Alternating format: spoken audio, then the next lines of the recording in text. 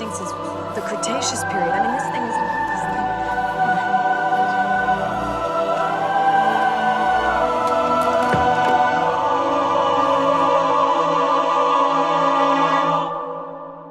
Oh my god. Holy shit, I'm gonna come.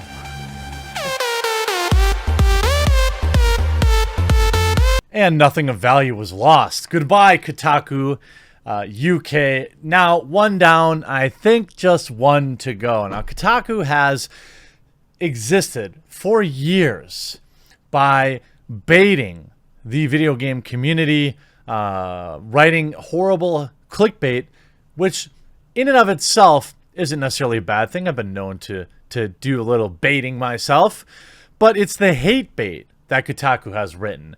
Gamers are this, gamers are that, gamers don't like women, gamers don't like brown people, gamers are evil. This has been a staple of their content for many years. And although over the past, 6 months to a year since they've been acquired by a company that actually wants to make money, I have noticed a significant decrease in the hate bait. In fact, I can't think of the last time I covered a Kotaku article, and it still wasn't enough.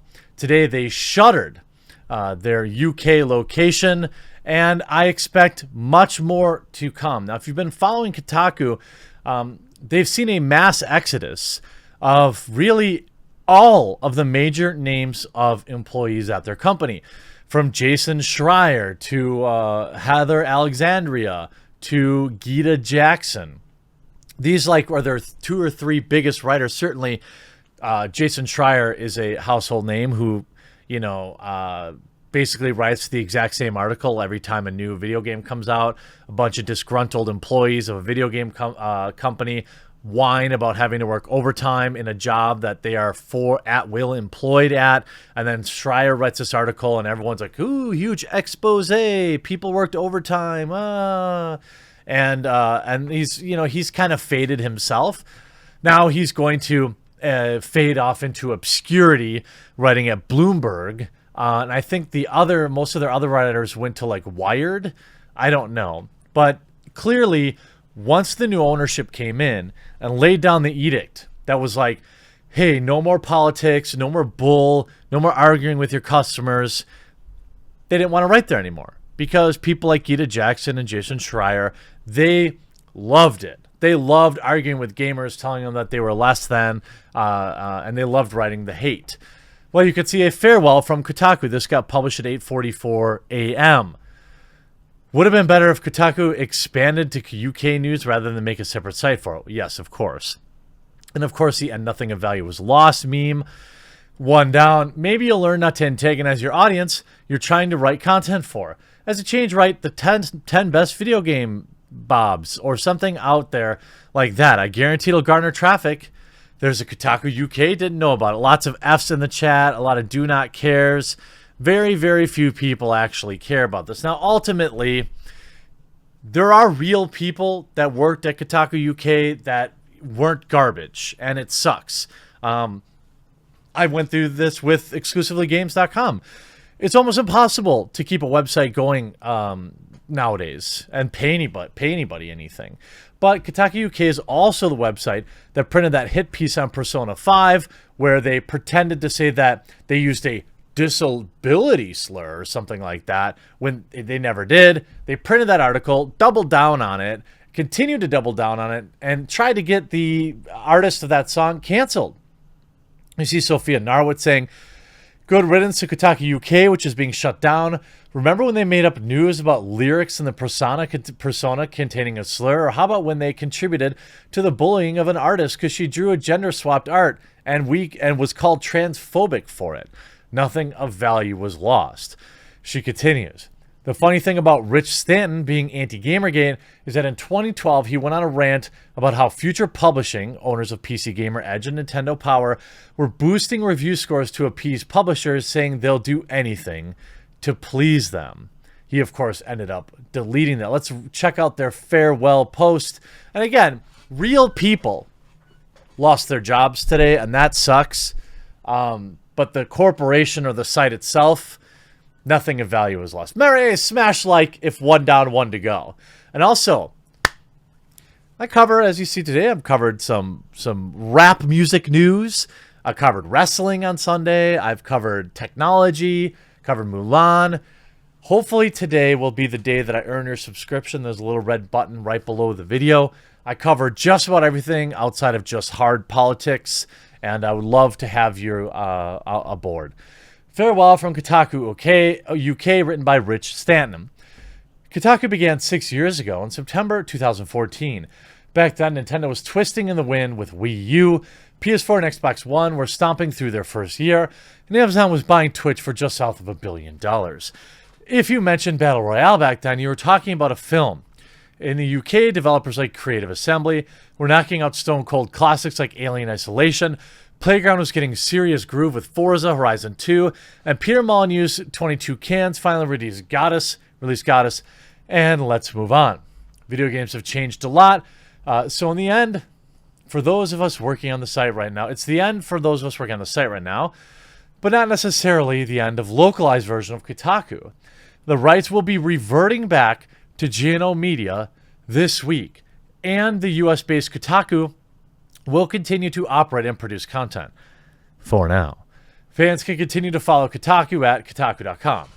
I've been Kotaku UK's editor for 3 years, before which I was a regular contributor, and the journey has been a privilege.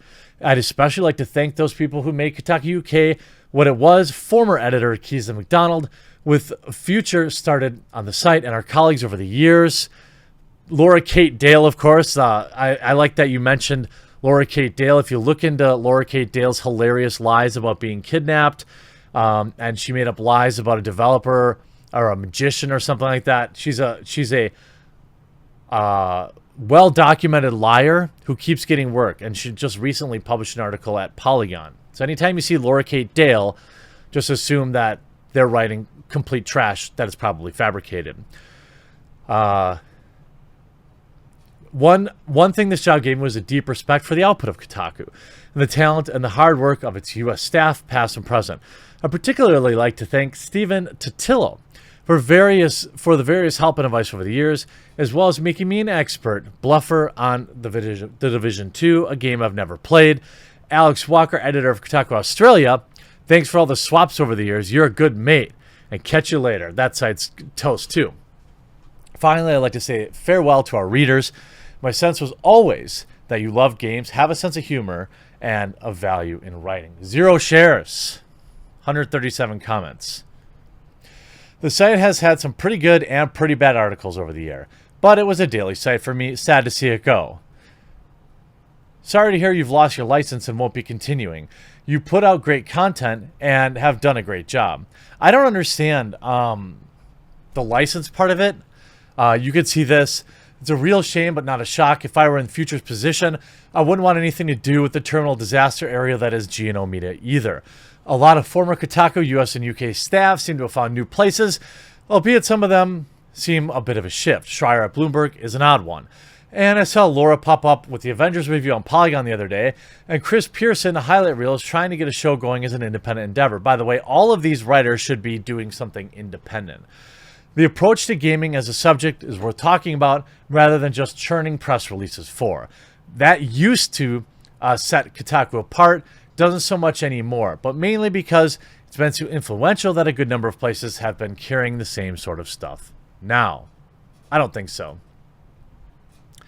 And it's interesting. It's not great to lose jobs. Here, learn to code, you woke pieces of trash. Articles like this is why so many people are celebrating your demise. Learn to code. I don't celebrate people losing their jobs. That sucks. But I will celebrate Kotaku closing down. Of course, they wrote, Kotaku UK accuses Nintendo and Persona 5 for using a naughty word, gets slammed for racism instead. Because they couldn't understand what a Japanese singer was saying. They said it, the official transcript says, at 157 appears the term, the R word is used, following the assertion that I can't say it. The official lyrics for the song, curiously enough, does not include this spoken word section. This is our transcription of what was said. And by the way, you know who wrote this article? Laura Kate Dale. That's right. Laura Kate Dale wrote this entire article. And it's like, oh, we can't understand what they said, so they must have said. Oh, good riddance, Kotaku UK. I can't wait for your official site to shutter finally, and then the Earth is starting to heal herself. We'll say. I hope you enjoyed this video. We'll talk to you again real soon.